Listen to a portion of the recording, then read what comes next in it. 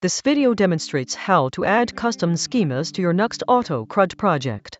To begin, add your schema files to the server DB schemas folder. For this demo, I have prepared a schema file named job_ms.ts. It contains 3 tables: worker profiles, jobs, and job assignments. I will now add this file to the schemas folder.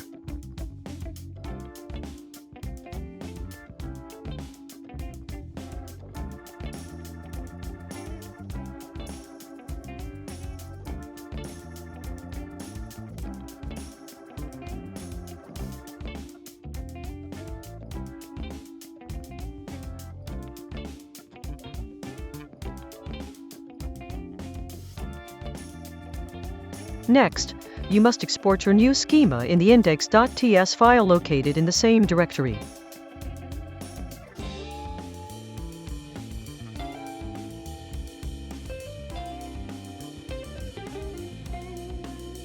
This demo app functions as a small job management system. Instead of using the default template roles, I am removing the moderator role and adding a new worker role.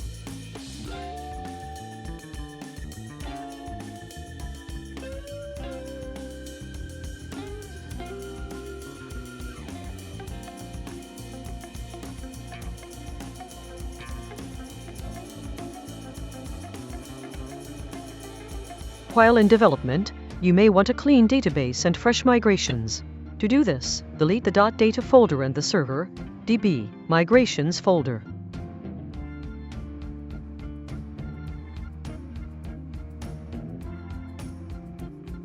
Now, generate a fresh set of migrations by running the command bundb:/generate.